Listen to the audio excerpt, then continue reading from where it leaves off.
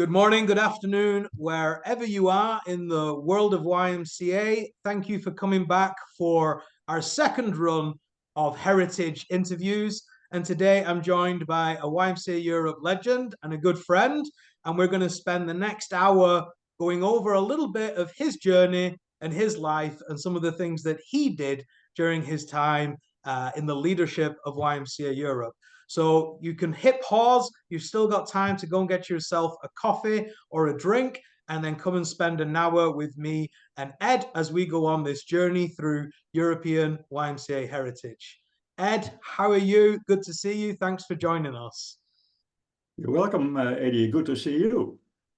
And Ed, for those watching at home, I give you a very small introduction, but tell us a little bit about you. Who are you?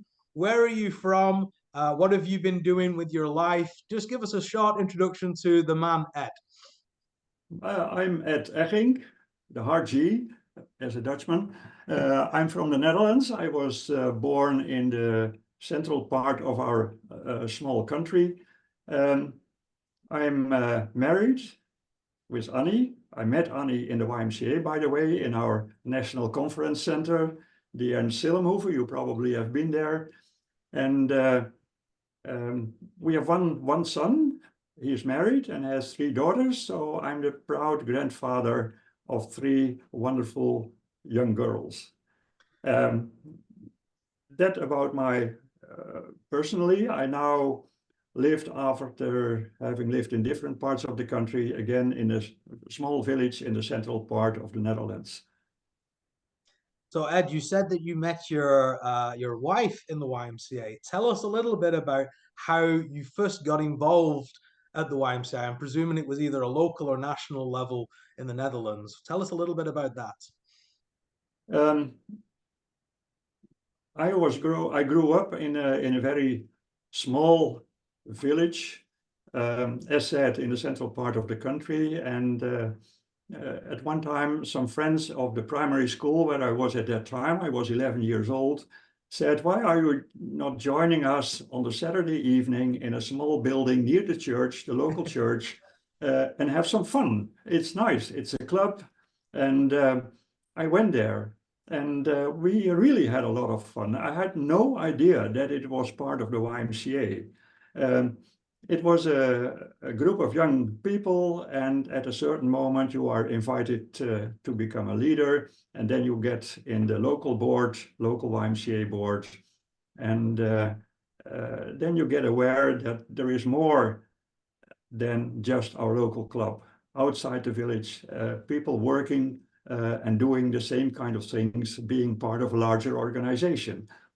And then you got invited, I got invited to stand for a position in the regional board. The Netherlands has some provinces, regions, and I was elected in a regional board.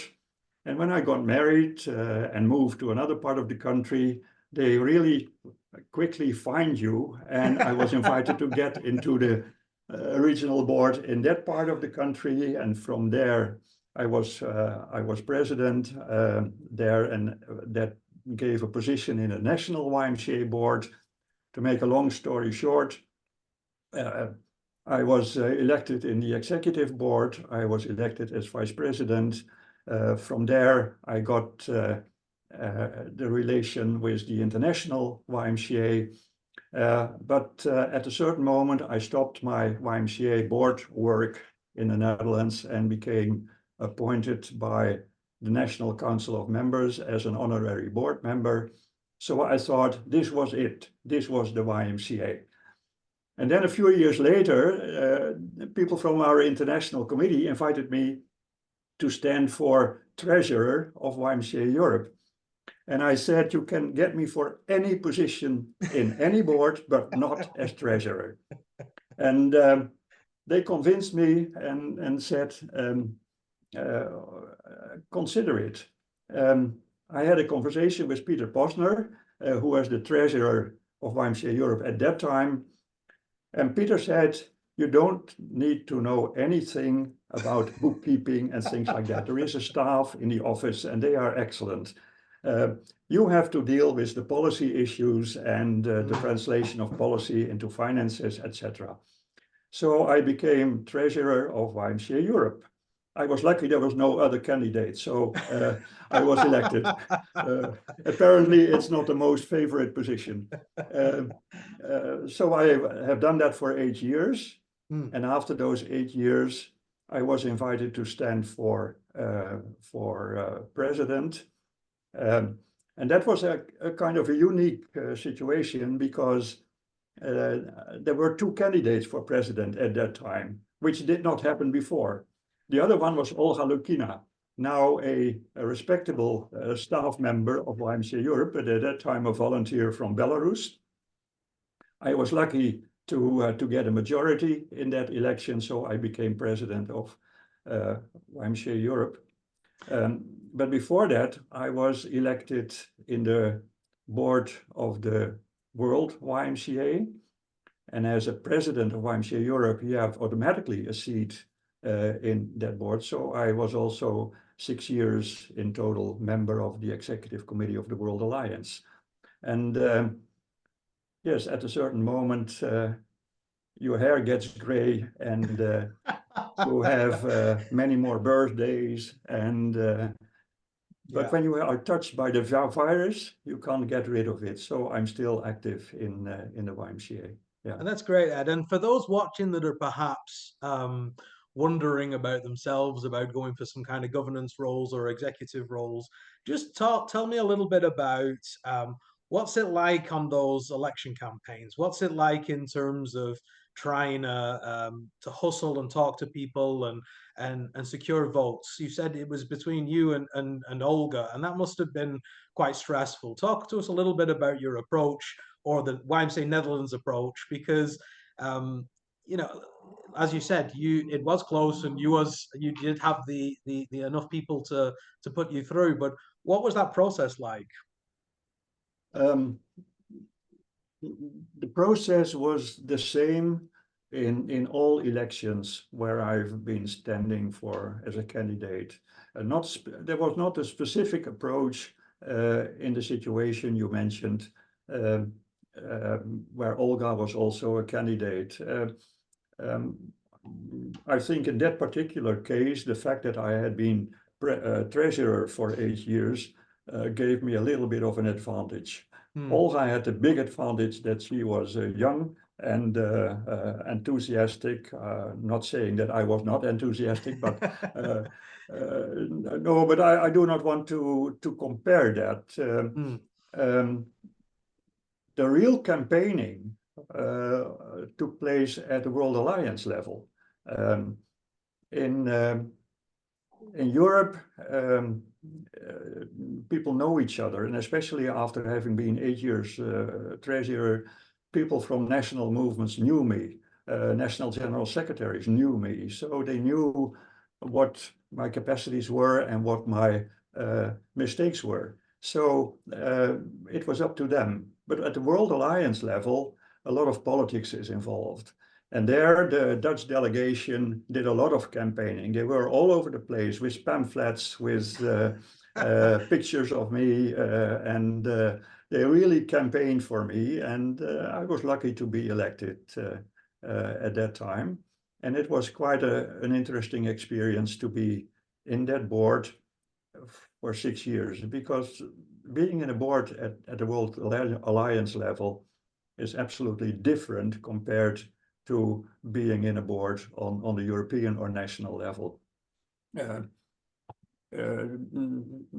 it's a different approach. It's more abstract. But on the other hand, it is also much more about advocacy, while at the local level, and you can understand that it is quite logic, it's more at the activity level, where you have your preferences. Yeah. Well, thanks for sharing that, Ed, because I'm sure lots of people will watch this and people will come from program or governance or staff or volunteers. So it's always good to hear a little bit. I always say you're either in one lane or another. You're either into the governance or you're into the staff and the programming. So yeah, it's good to Yeah, hear that. yeah, you know, this interview is about YMCA Europe, and I have always put much value in YMCA Europe in my positions on good governance. Um, if you want to be reliable, if you want to be taken seriously, you have to show that the governance of your organization is good. And that asks for good cooperation between the volunteers in the executive committee and the professional staff. As president and as treasurer, most of the contacts were with the secretary general, of course, and as treasurer with the financial staff. But it asks for cooperation. And in my time,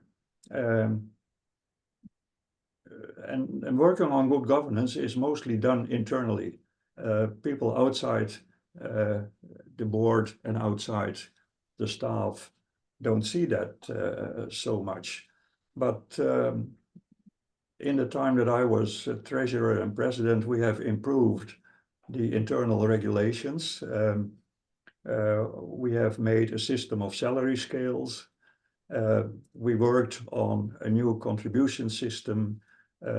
I had individual discussions and negotiations with national movements about their national contribution. And that is important because I always am amazed by so many national movements pay much more to the World Alliance than to their YMCA in their own region, to YMCA Europe. Maybe that has historic backgrounds. I'm not sure. Maybe that has to do with priorities of those national movements.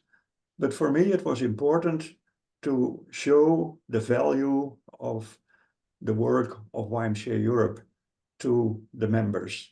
And in that respect, I was very, very much in favor and maybe even a little bit pushing on developing the YES network, the youth empowerment space.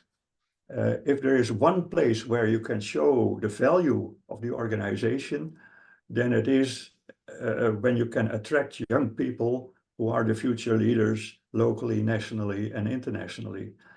And we managed to do that for several years. Unfortunately, it faded out, and that network is not existing anymore. But yeah, I would love to see that come back again. Yeah. And I'm sure, like most things, I think during our heritage interviews, Ed, a lot of things that perhaps were needed at the time were wonderful for the time, and people were at peace that perhaps that time will roll around again or something new. And that's just been the story of the YMCA, the evolution over the years. Ed, you mentioned the executive, being part of the executive team and stuff like that. I guess that meant you had to travel around Europe to have in-person meetings and visit YMCA's. Do you have any fond memories or moments or locations that you went to either, during your time as treasurer or time as president? Was there any favorite stops? Of course, there was probably a lot of stops, but any favorite ones or any favorite memories or favorite trips that you took? A treasurer doesn't travel because that costs money. But as president, I tried to reduce my travels a little bit. It should be functional. And I have been on wonderful places where the work they are doing there on the national level and also locally was very impressive. And that is the strong side of the YMCA, that the work is so diverse. We are united in diversity, is what I always say. And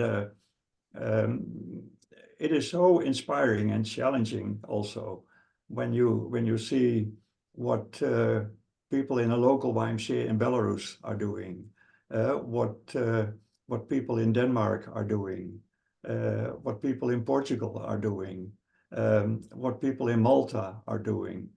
Just to mention a few places where I have been and where I could witness the work they are doing, and also in Germany with its big diversity in that huge YMCA.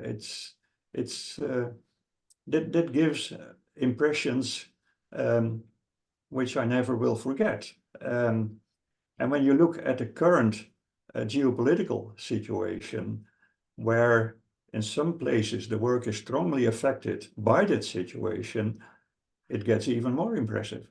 And it's I'm not going to mention, Adi, where I have been all over the place, but You mentioned a few there, and I think I mentioned a that's few paints a picture. countries. Yes. I mentioned a few YMCA's, and yeah, uh, it's inspiring. It's inspiring, and when you notice the differences between the YMCA in my country, my home country, and only the neighboring countries, England and Germany, those three countries are totally different in YMCA work.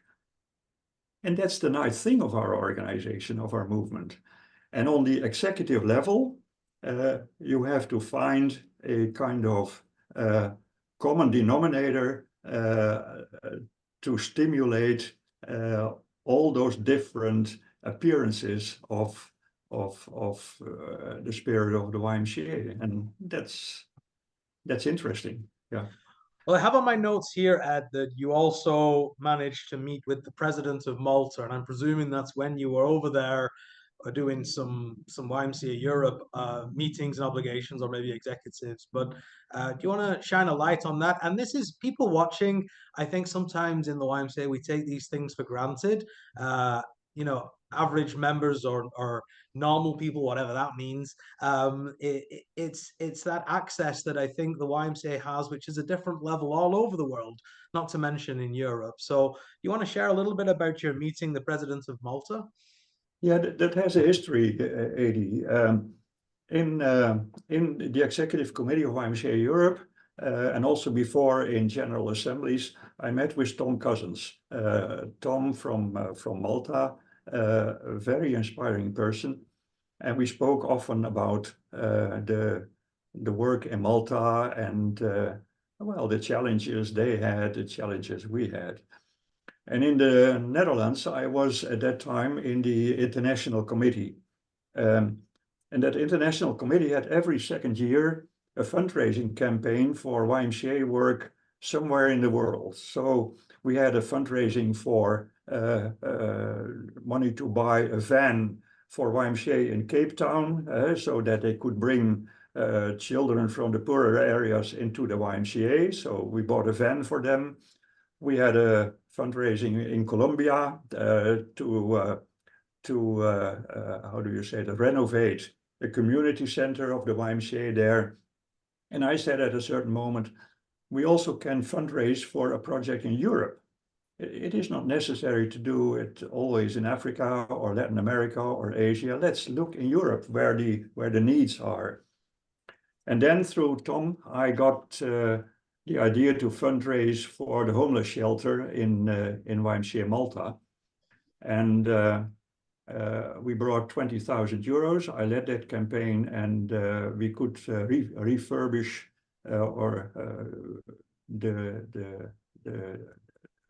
the homeless shelter. We bought beds, we bought closets, we bought everything they needed in that renovated shelter. And at that occasion, I met with two presidents, different times. At that occasion, I met Mrs. And I have written that down because I was thinking that you would speak about this. I met Mrs. Colero Preca, who was the president at that time, and she invited me to assist her to open the renovated shelter there. So that brought me in contact with Malta. And on another occasion, and what I speak about now was after I was president. No, I was still president of YMCA Europe. But some years before, I met with Mr. Abela. He was president at that time in Malta, on the invitation of YMCA Malta, because YMCA Malta at that time was in a phase of further developing itself, and they wanted to promote their work at the highest level in the country. and they invited the president of YMCA Europe, that was me at that time, to join them in a visit to that president. And they also invited two young girls, young ladies from Belarus who were trainees at that time in YMCA Malta. So we had a wonderful conversation explaining what the YMCA is, what the YMCA is doing, what the YMCA in Malta is doing. And through those ladies from Belarus, we could explain the international context to the president. And he got so enthusiastic, so he gave us a private tour through his palace, etc. Oh, wow. So that was really wonderful. And YMCA Malta is celebrating this year its 50th anniversary. And yeah, I'm happy that YMCA Europe could be of any, although small, value for their development. Yeah, that was great. Yeah. Well, that's a great story, Ed. And again, just a great story from. I've enjoyed speaking with all the past presidents and those things that perhaps not everybody's aware of or everybody sees, but really a beautiful story. And one of the other things that I'd like, you're very humble and very giving with your story and your words, but I'd like to focus on you for a second. Quite a few of the presidents have received knighthoods from their own government and their own country. And you yourself have received a knighthood for your. I'm guessing that's your work internationally, but also nationally. But do you want to take a second and tell us a bit about your knighthood? And I'm not going to try and say it. You can give the proper title because I'm not sure I can say the words. But yeah, would you like to share a little bit about that? That's such a great honor.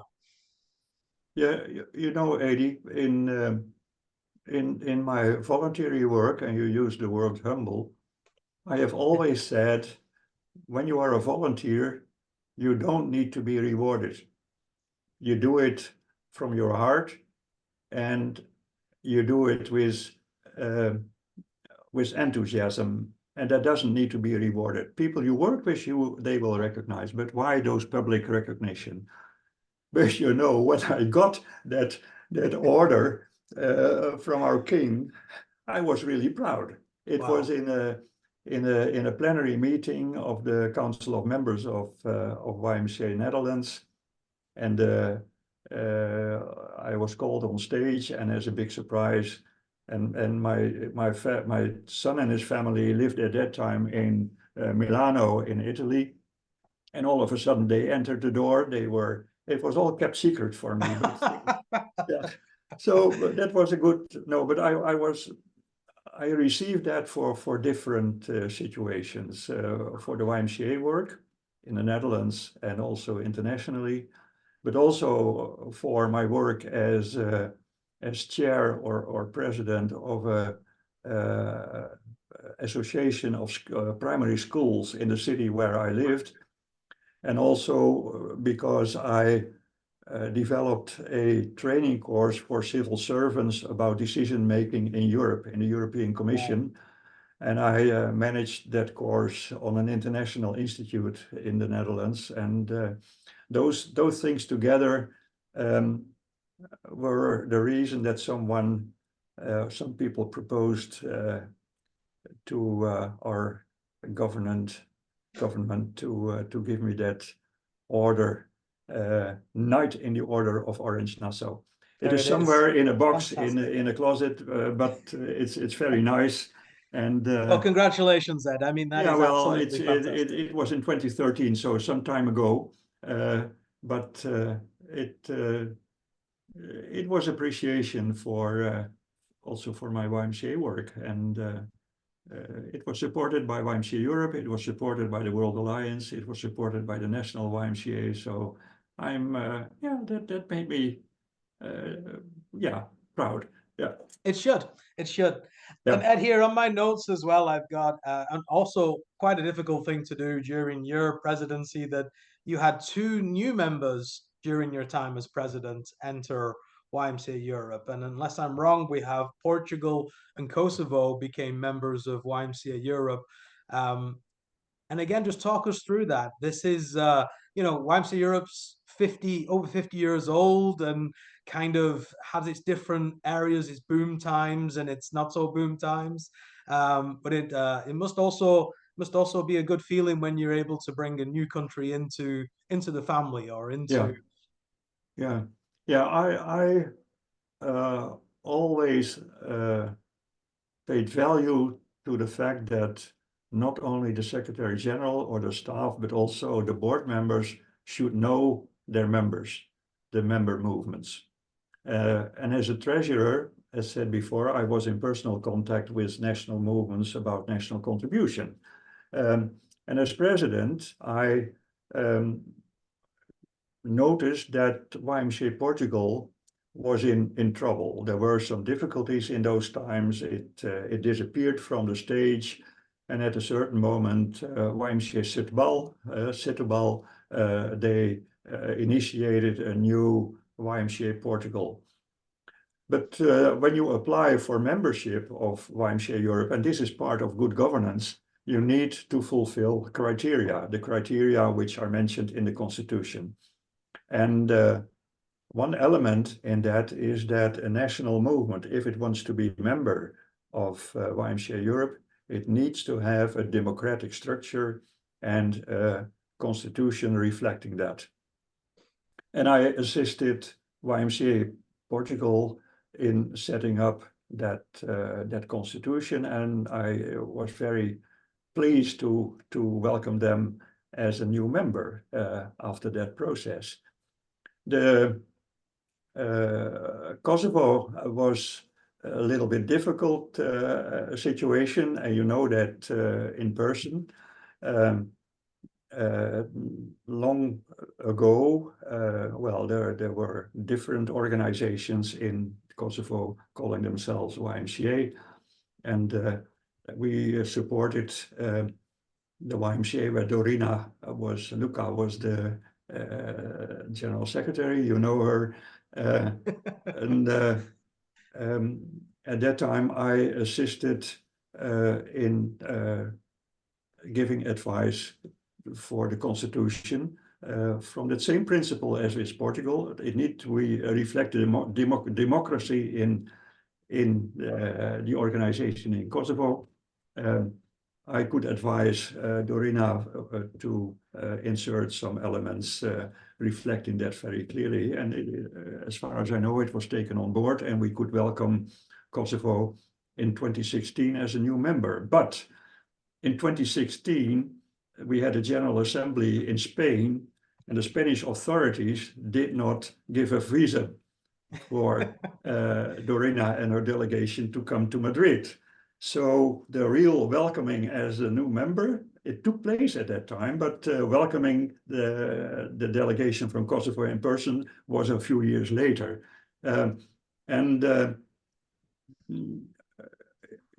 Yes, there are a few blank spots in Europe where YMCA work should be promoted. But having a YMCA in those blank spots doesn't mean that there are national movements. There are YMCAs, or there were YMCAs, I'm not sure about the current situation in Austria, but they did not want to build a national movement. And that's why Austria is not a member. And that's a pity, because there were at that time when I speak about, and that's about 10 years ago, there were 4, 5, 6 local YMCAs, but their cooperation was not excellent. So they were not cooperating in building up a national movement. They didn't see the added value of that. And so Austria is not a member of YMCA Europe. So these are the things I was interested in to promote and to stimulate, but you cannot bend iron with your hands. So it No, has to you come can't. from two sides. Yeah. Well, Ed, when I look back at the history of YMCA Europe, I can see very clearly, the early days and the interrail projects and the festivals. And then I can see that we also moved to the Prague festivals in a different time phase. Tell us a little bit. You were involved in a couple of those Prague festivals. I remember you being on the stage at one of them, but that was kind of towards, I guess, throughout your kind of your involvement in YMCA Europe, but towards the end of your presidency, I think the last Prague festival was kind of just there or thereabouts in terms of time. How was that in terms of putting on a festival for so many young people across Europe and the pressures that went with that? And then, what was the learning there, and what was your experience there? Because you're obviously the president of YMCA Europe, stood on the stage looking out at thousands of young people. Talk us through a little bit about your Prague experience. When I was elected as treasurer in 2004 in Suzdal in Russia, it was shortly after the first festival in 2003, and the next one was in 2008. At that time, I was president. The 2003 festival, initiated by Johan Wilhelm Eldvik, brought a big deficit, financial deficit. And that had several reasons. And as a young and new treasurer, I was involved in the discussions how to solve that, together with Peter Posner, together with Johan Wilhelm Eldvik, and other members of the executive committee. And that was a struggle. So the intention was to have a festival every 5 years. So in 2008, there was another festival. And that brought, luckily, a very small surplus for YMCA Europe. The goal of these festivals is not to make profit. It's not a profit-making event by origin, but if it brings a profit, then it is very welcome. Because when it doesn't bring a profit, then you have a big problem in YMCA Europe. So at least play equal and better don't lose money, to have right? a small profit. Yeah. So when the 5 years later, after 2008, 2013 festival in Prague came up, and at that time I was president and Mike Will was the treasurer. Juan was secretary general, Juan Simoes, and we had strong discussions to develop different scenarios. We were strongly depending on the number of participants. And you can aim at 10,000 participants, but when 4,000 show up, you have a problem. If your budget is aligned on 10,000 participants. So we made different scenarios, and there were in the setup of the festival possibilities to cut different elements to be in line with the real number of participants in terms of budget. And that worked out very, very well. And I worked very intensively together with Juan and Mike, and also Beate Turk on that. So we managed, no, not saying we managed. The result of that festival was that we could have an excellent festival.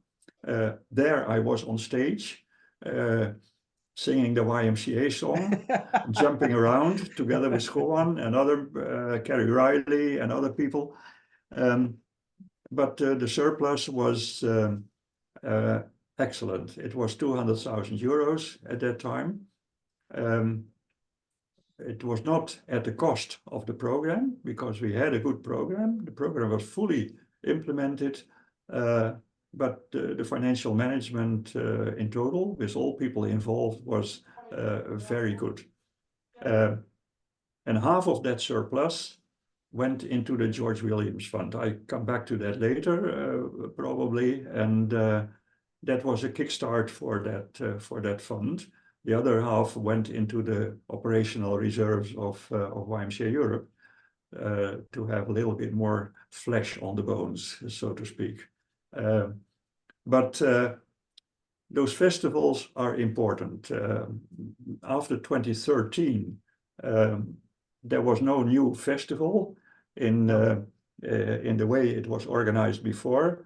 But in 2019, there was the Y175 event in London, 175th anniversary of the YMCA, I was not in the executive committee at that time, so I only had to watch from a distance and to participate. So I will not refer to that event, which unfortunately had a very substantial loss, financial loss. Yeah, yeah.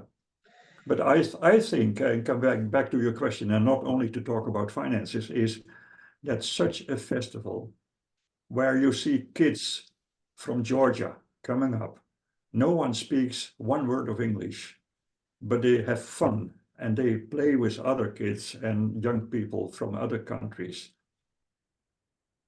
And then also looking at my own YMCA, where you try to convince people to go there, and that some say, I don't speak English, why should I go there?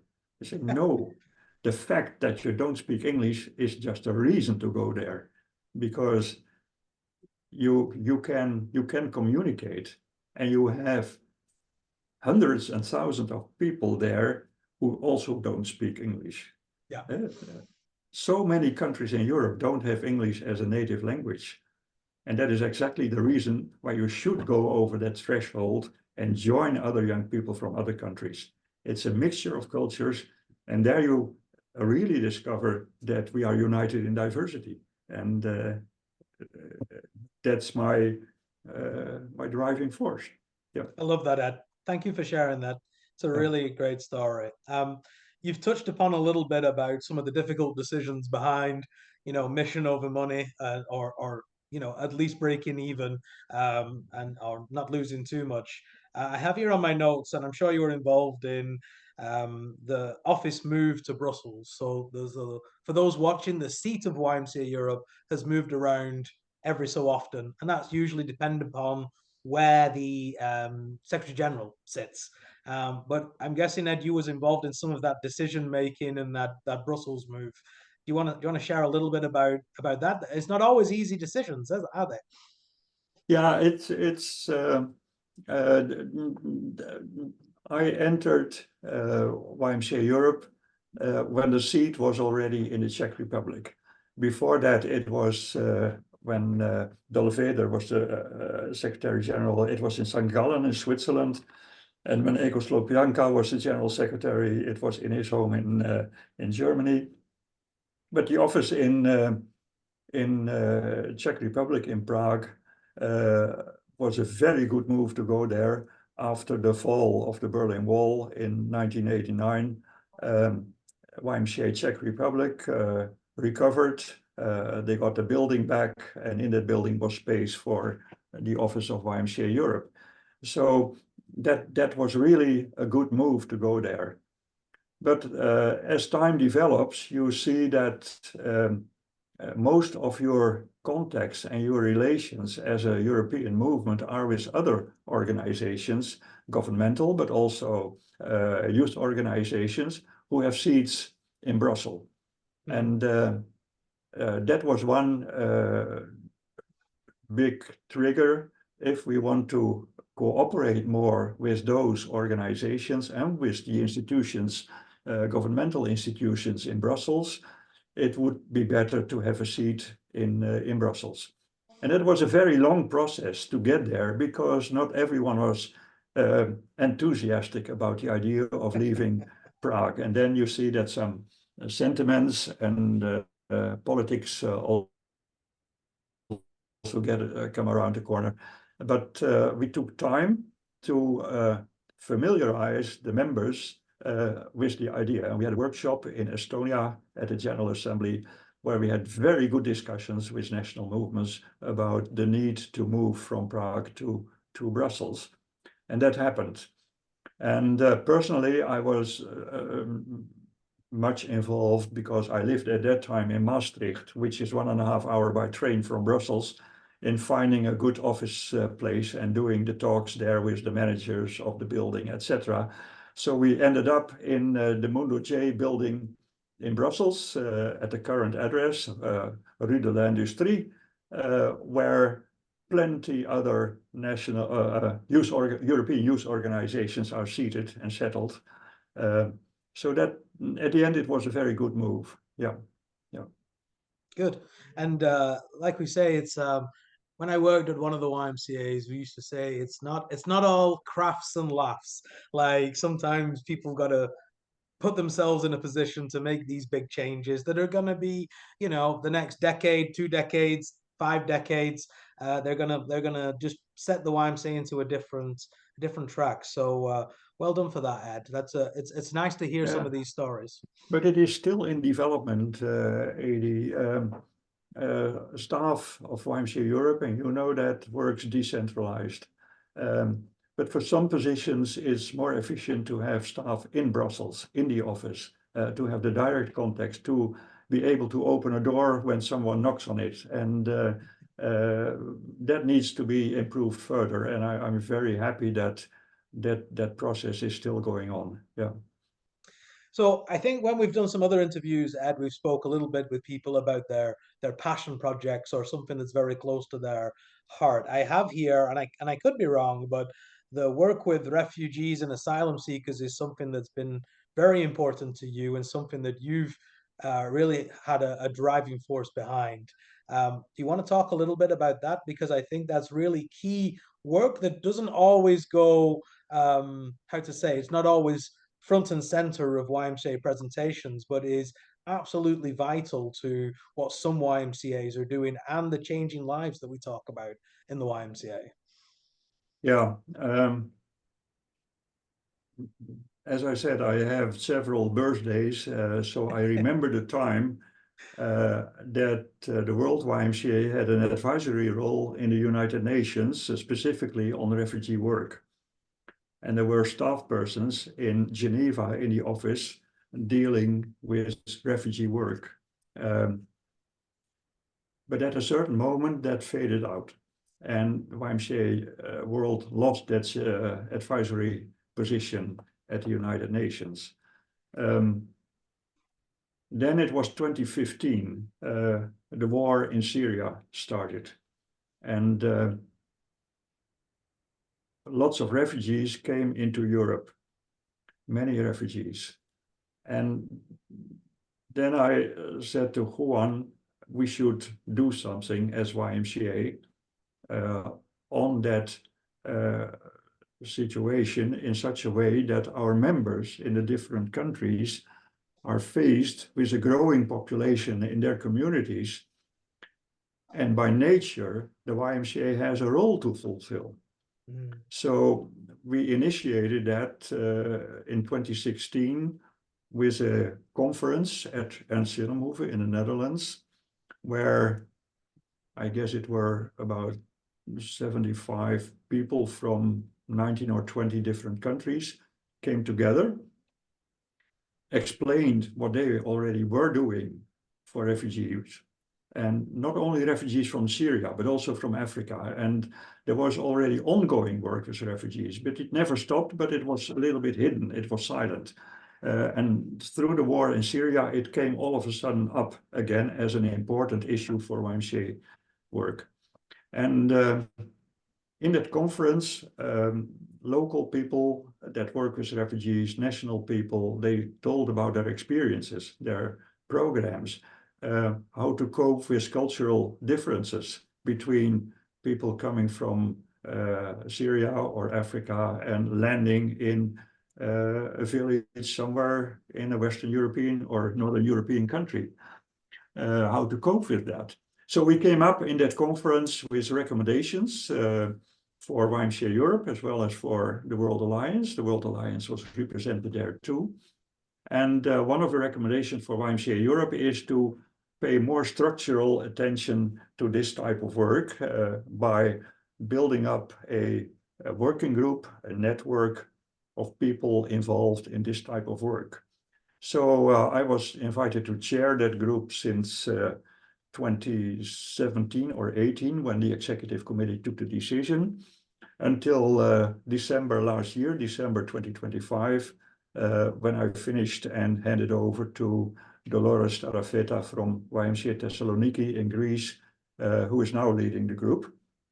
And yeah, the most important thing was to make visible what YMCAs are doing in the field of refugee work.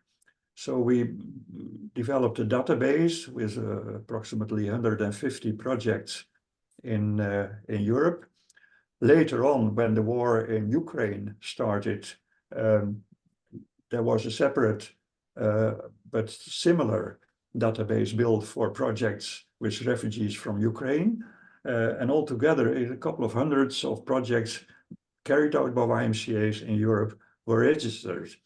And it was only the top of the iceberg, because there's much more going on which is not even known to us. We organized conferences of practitioners, but also a conference with very high ranked people, with politicians, and the mixture of policymakers and practitioners in the field is very fruitful, especially for the politicians. So the plan is from the group, and tomorrow there is another meeting of that group, and I'm still advisor of that group, to have a next conference in 2027. For those who look at this video later, it is now 2026.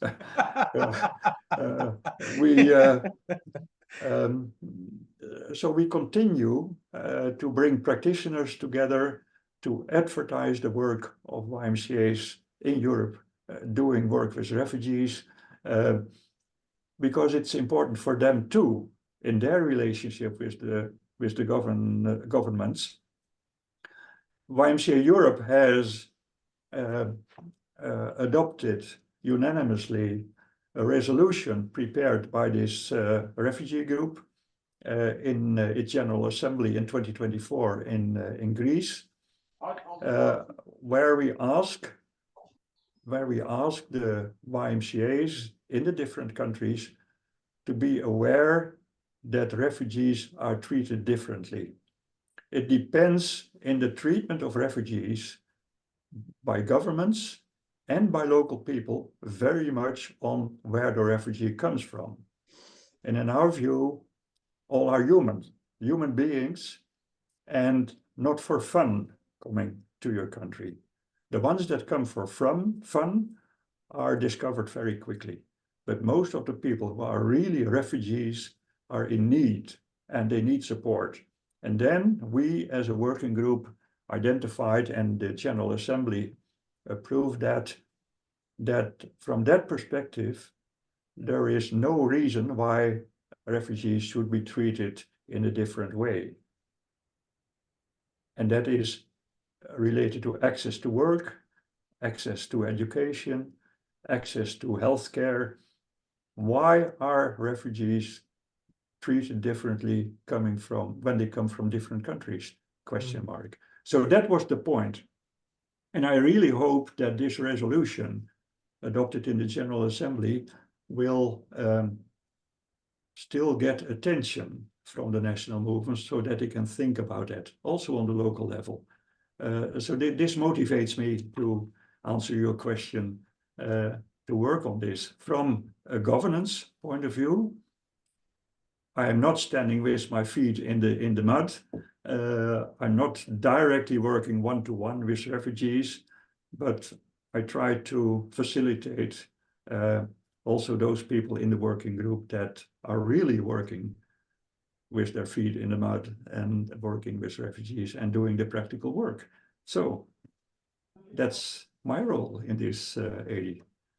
And well, thank you, Ed, because I think involved. Yeah. Well, it's an important piece of work, and I love the story about how perhaps another body part of our movement couldn't do anything, and it was just a conversation. We should do something here. We should get this back on the agenda. I think that's really important. So yeah. Well done to you and those involved.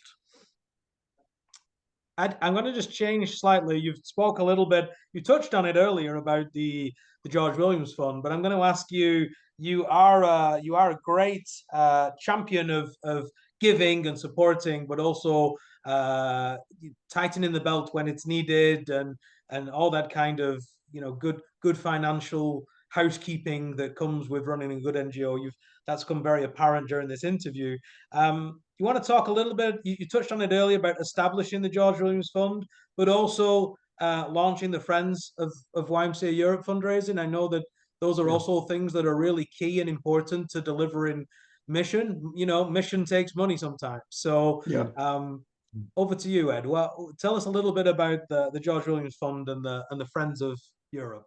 Yeah, it has its origin in the time that I was treasurer, and I saw the struggle we had every year to present a balanced budget and to have an outcome without deficits.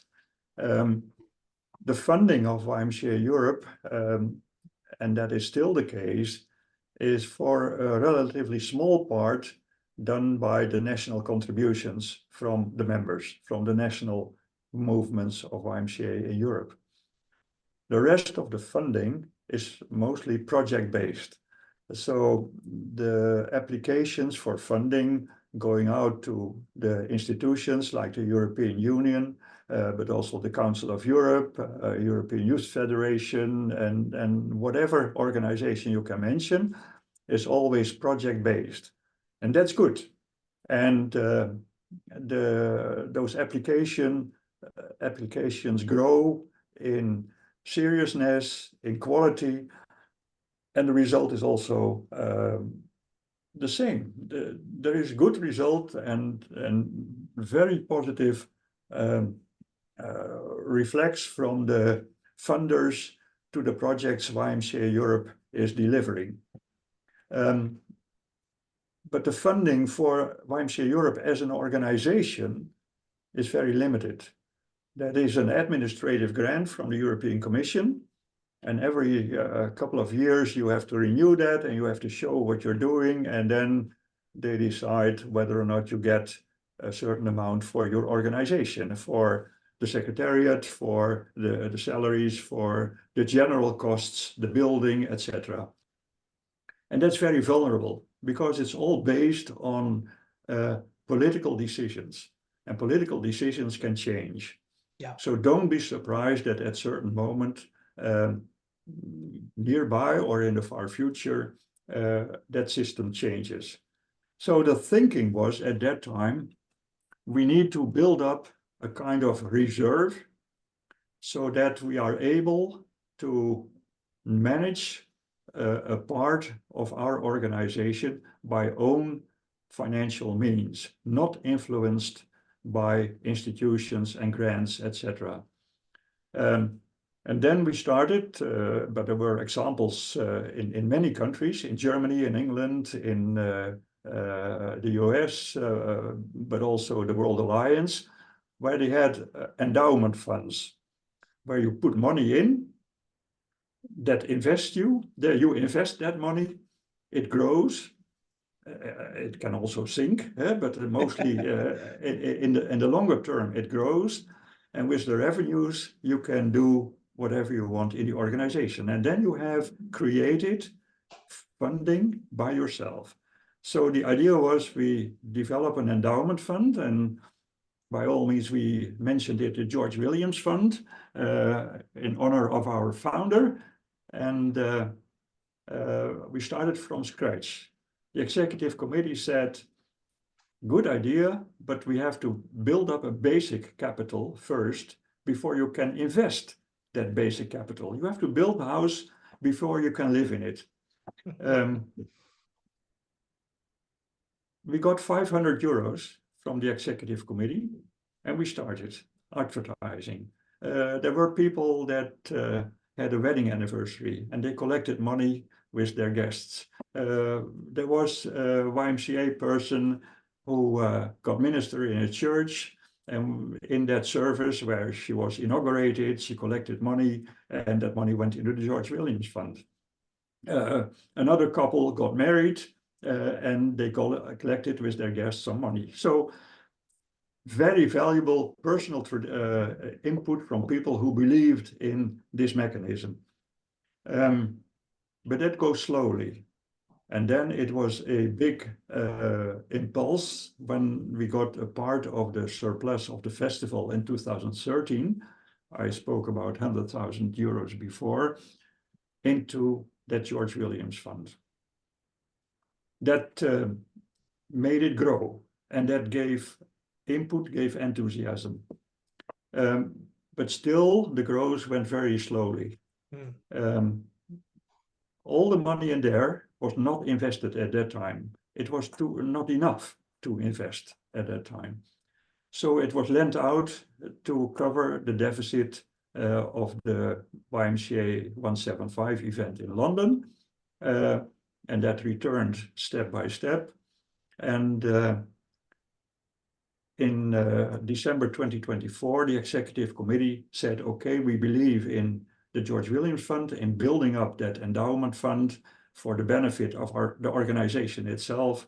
And we aim at a volume protected capital, basic capital of 200,000 euros to be reached at the end of 2027, 2028. That's the goal.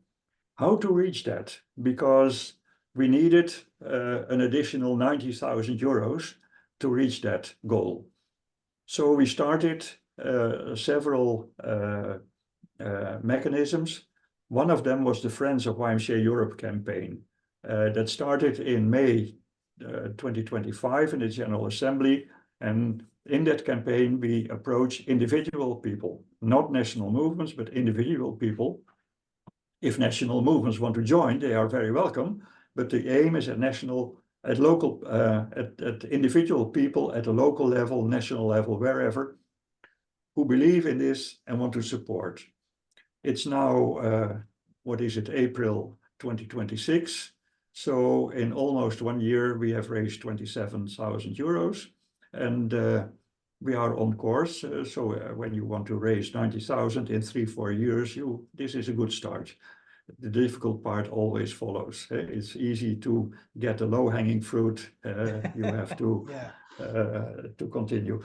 But that is the idea. The George Williams Fund is based on investing endowments from people who want to support the financial sustainability of YMCA Europe on the longer term.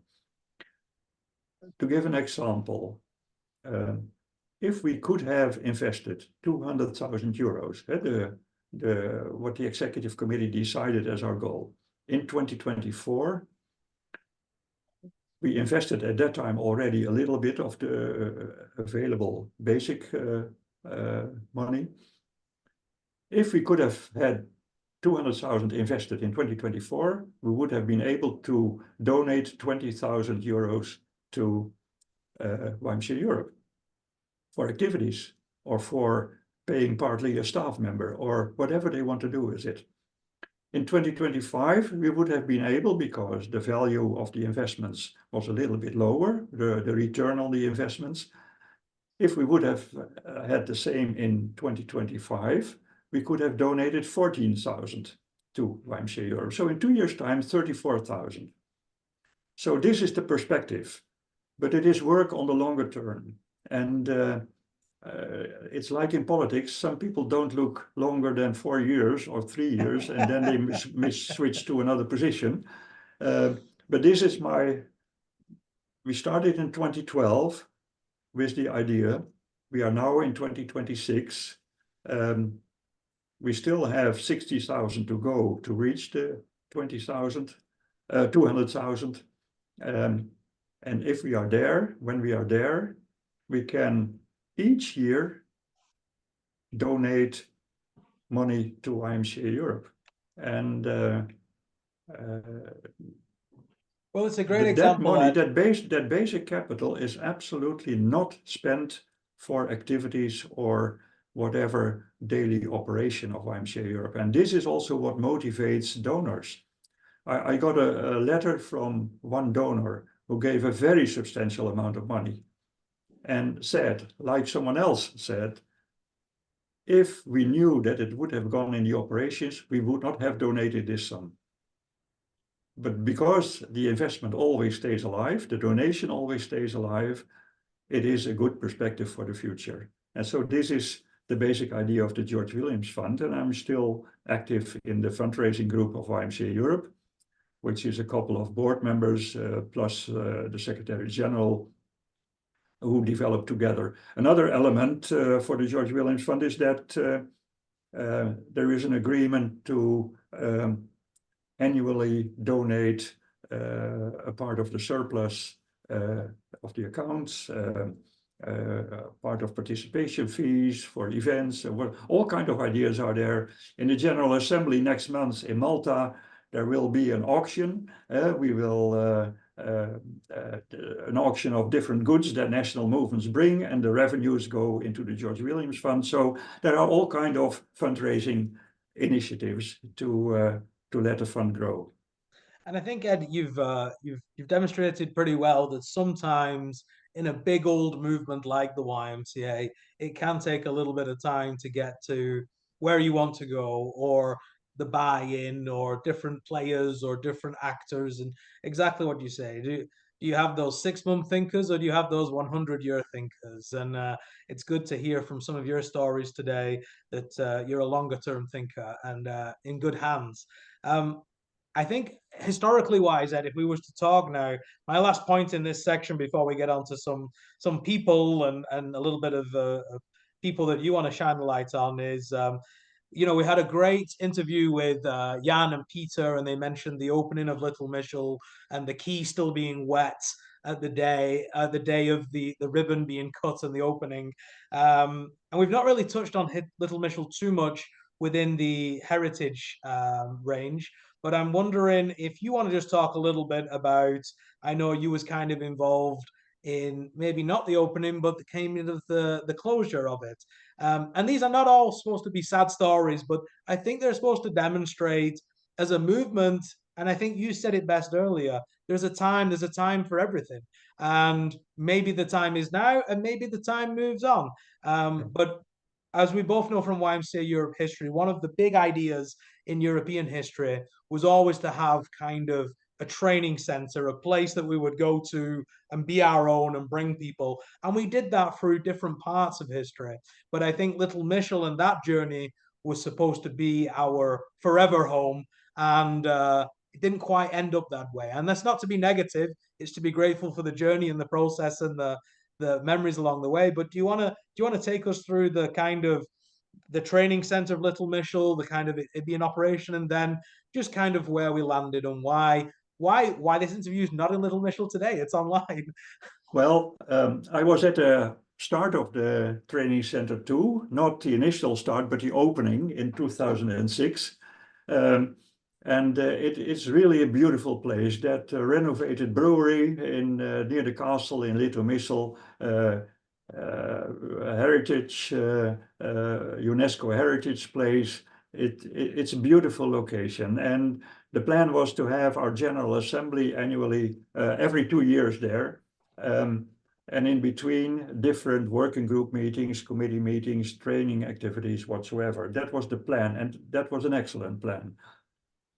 Unfortunately, it worked out a little bit different. In the beginning, there was enthusiasm. Groups went there, people went there. We had a general assemblies there. It was quite a journey as well, I think, as well. And it Yeah, was Central but Europe, but it was yeah, three but trains, two buses, and a Sherpa sometimes. our general assembly at that time was 1 day longer than currently, and people had to travel a long way because it is quite remote from Prague and from the airport. It's 150 kilometers east, and you have to travel by train. And when you travel by public transportation, you face up all kind of, at least I did, difficulties. But in the time that passed, you saw that there was less interest from groups to go to Little Mishel. They wanted to meet in Czech Republic. That was not a problem, but close to the airport to have good connections. And I was in the board of the training center for several years, together with representatives of the city of Little Mishel. There was a change of management, and we worked very well together. That was not the point. But at a certain moment, when you see that you hardly have any use for YMCA Europe of that training center, when they focus at other groups in the Czech society, the question is coming up, what is our involvement? Why should we continue? Because the city of Litomyšl can run it perfectly by itself. And in fact, they did already. And the input from YMCA's was, despite all attempts to bring people there, was minimal. And then it is better to have an open discussion and a transparent discussion with the colleagues in the board from the city of Litomyšl. Should we continue our cooperation or not? City of Litomyšl could advertise for their customers in their country that it was an international center, etc., etc. But that was not the reason why Czech people came there. So what was the added value? Several discussions. I was not in the executive committee at that time anymore, but Jan Niesen, Juan Simoes, the Secretary General, and I were in the board representing YMCA Europe. And we made a note where we analyzed the strong sides and the weaknesses of the cooperation, and we came to the conclusion in very good atmosphere that we should finish that cooperation.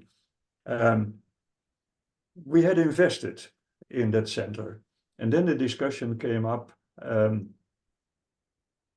do we throw away our investment or do we try to get some return? When the center was established, I remember very well, Johan Wilhelm Eltvik came at a certain moment in the executive committee and said, oh guys, I forgot, before the end of the year, we have to pay 100,000 euros to the city of Litomyšl as our part in the renovation of the training center.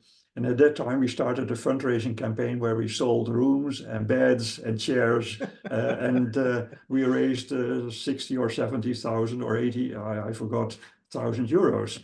Not 100,000, but we were quite far away on reaching that goal. And the national movements and individuals from all over the world helped us because the training center was a good idea. But when we stepped out, yeah, we negotiated with the city of Litomyšl that we had made our investments, and then they decided to, after the discussions and some negotiations, to give us 1 million Czech crowns, which at that time was about 39,000 euros. But they had one strong consideration, that money should not go into the operations of YMCA Europe. It should go in a separate fund, and they wanted to have a Litomyšl fund in the beginning or something like that. And we said, no, we already have a fund like that. It's called the George Williams Fund. Yes. And then they asked for the constitution and the idea behind the George Williams Fund, and they agreed, and that was put in writing in a contract signed by both parties. And we got 39,000 euros in the George Williams Fund from the city of Litomyšl, under the condition that it should not be spent. And we could say, okay, this is in the basic capital, the protected capital, it will not be spent. And that convinced them. So we separated as friends, but yeah, with some regret, but yeah. Unavoidable. Yeah. How was that, Ed, in terms of course, I think Litomyšl, when you go back and read the journey and hear the speeches and see the fundraising efforts, as you said, was quite significant. How do you feel the movement reacted to that? Was that heart over head? Was there an emotional reaction to this, or in general, did it just represent a different time of YMCA Europe? You mean how the movement reacted to leaving Litomyšl? Yeah. and I say we, but I was not in the executive committee at that time, but it was presented very transparently to the members in the General Assembly and also in context of Juan with the National General Secretaries, and it was accepted. There were no emotions. It was, um, as far as I noticed, considered as a logical step in the developments till that moment. And yeah, that, as I said before, it was unavoidable that we should take that step. Yeah, Well, because Ed, you've shared some huge. if we would have stayed, it would not have brought more YMCA people in there for the reasons I mentioned. Well, I really appreciate you sharing. There's some huge things there around fundraising pieces and office moves and closing of opening and closing of training centers and funds and festivals. There's some huge pieces of just work and thinking there. So I really appreciate your stories and your sharing. But let's just switch. We're in the final part, and if you're still with me and Ed, great. Hope you're still enjoying it. You can always hit pause and go and grab another drink if you want. But we're almost there. This last section is more around Ed and the people that have been on the journey with Ed, and you've heard from some of his projects and some of his experiences that there's been significant people in his journey. And Ed, I would ask you, you've obviously mentioned people like Peter earlier. Who's been significant in your YMCA Europe journey, or even YMCA journey, if you want to think back to nationally or locally? But who would be the significant people from your story that have walked with you over the years? Um, when I look at my, I told you I started in what appeared to be the YMCA when I was 11. I've been in board positions since I was 16. I've led camps. I have written training material for volunteers in the Netherlands. And one person that stimulated me very much in that kind of activities and gave me confidence to do what I could do was Ed Eggink. Ed was the National General Secretary of YMCA Netherlands at that time. And he was also one of the persons working with Egon Slopianka to establish YMCA Europe in those years. He was very internationally oriented, and he helped me to be a camp leader in a camp in YMCA USA. He gave me a group of young people who I could lead there, which was my first international experience as a staff member in such a camp. So his name, Ed Eggink, he is one of the inspiring persons. He passed away a few years ago. We are still in contact with his wife, his widow. So he is one on the national, but also related to the international stage. When you speak about YMCA Europe, I was always very impressed by Jim Love, the Scotsman whom I met at the World Council in 1981, I guess it was, for the first time. I still have a picture with him. I really cannot express why he inspired me, but he inspired me and kept me going. So these two persons pop up in my mind when you ask that question. And of course, there are many more people that inspired me for the work I did. I don't want to mention more names. No, it's good, and I'm not gonna make you, but I think it's doing these heritage interviews. It's always been nice to hear somebody, and I think you also said it. encouraged, we'll find you a job. The YMCA doesn't seem to let good people go. So it is Yeah, nice. Of I want to mention one more person, and that course is you can. related to the refugee work. Um, and that is Jim Thompson. He passed away last year, also from Scotland. He gave at two occasions, in the first refugee conference in 2016, but also no, yeah, but also a few years later, a few months later, in fact, at the General Assembly in Madrid in 2016, a very, very, very inspiring speech about refugee work. He was one of the staff persons in the World Alliance working with refugees, and he did practical work in Asia, different locations. And the way he spoke about that in such a humble way, but so inspiring, yeah, that was really an event in itself, so to speak. It inspired me very much. Yeah, yeah. That's nice, Sorry Ed. to add, No, you Jim don't. came into my mind when No, you it's asked this it's question. nice, and I think, of course, we are recording this history, as Ed said, it's 2026, but you might be watching this in a different year. And Ed, we've probably got people from all over the Europe watching from all different generations. So my second to last question is, uh, obviously YMCA Europe is just over 50, 52, 53 now. Not too long as an area alliance, but you have such a great gift for dates and when things happened, and a phenomenal memory, if you don't mind me saying, Ed. And I'll just take a second to also say that Ed, when I was doing some of the heritage work for the 50th anniversary, me and Ed became friends on WhatsApp, and Ed would point me in certain directions and certain to go and speak to certain people. So I always appreciated that.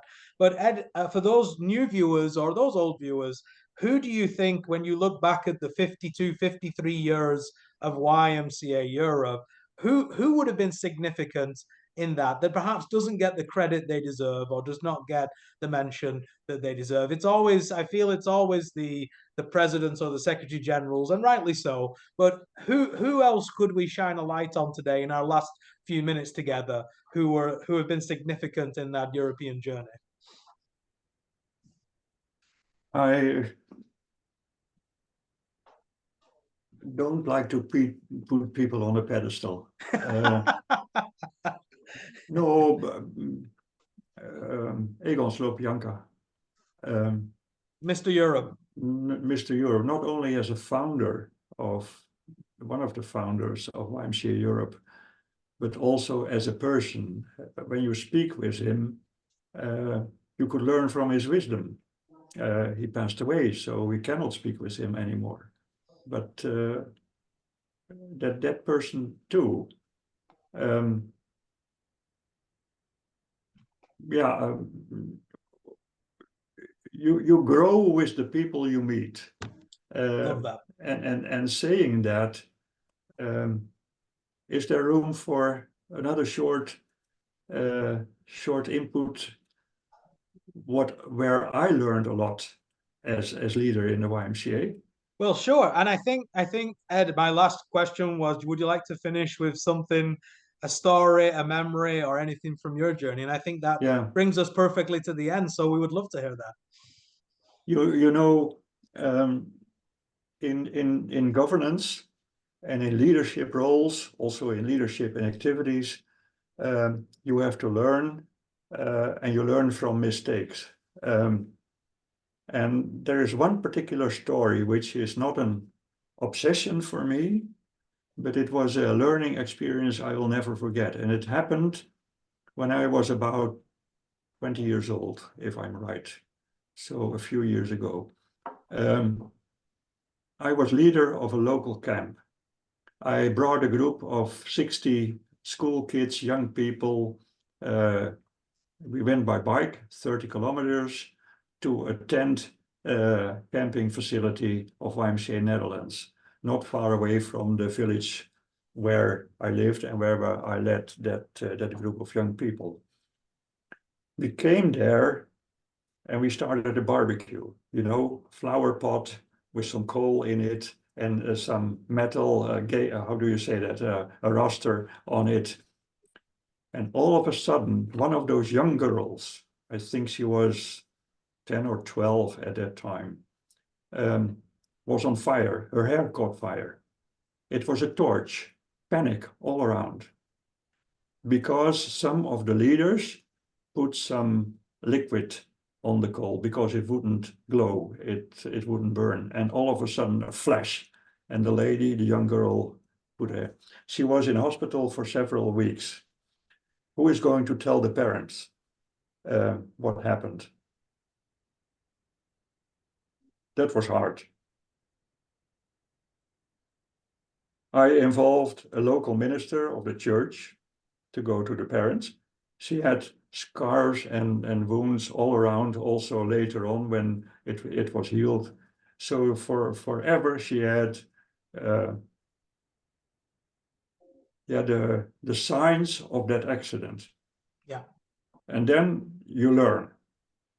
You grow as a leader, and you know that it is not all fun in the YMCA. But when you are leading something, either it is a local group, or it is a camp, or it is a board, you have to take responsibilities and accept the responsibilities that are connected to that role. Even when it's hard, don't quit, go on, accept it and learn from it. For me, this story, this memory, was a good lesson for me in my YMCA life. Don't quit, accept the responsibilities and take the consequences of what you are doing. And I stood for that leader that put that liquid on it. I felt it as my responsibility that I did not have instructed him not to do that because it's dangerous. But it happened. Story and 80. And Ed, thank you so much for some personal reflections, some moments that I'm sure were difficult throughout your YMCA career, and some laughs that we've had, and also yes, we don't want to put people on a pedestal, but you've shined some people up nicely whose names will go down in the history, whoever writes the history. So what I would say, Ed, is thank you for your time today. But more than that, thank you for your leadership. And I think in the YMCA, sometimes we do forget to say thank you for your leadership to people who are exactly what you said, learning, growing, doing their best, taking responsibility. And when you're So, caught by the virus, 80, you don't get rid of it. I'm still active. So we go on. Ed, thank you very much. And for everybody watching, we hope you've enjoyed this just over an hour with me and Ed. And there's plenty more heritage on the YMCA Europe website and on the YMCA YouTube. So go and check out some of those stories and some of the things Ed's talked about. I talked about into more details on some of those other interviews. So that is all from me and Ed. And I will say thank you and have a wonderful day, evening, morning, whatever you are doing and wherever you are in the world. So from me and Ed, goodbye. Thank you, Eddie.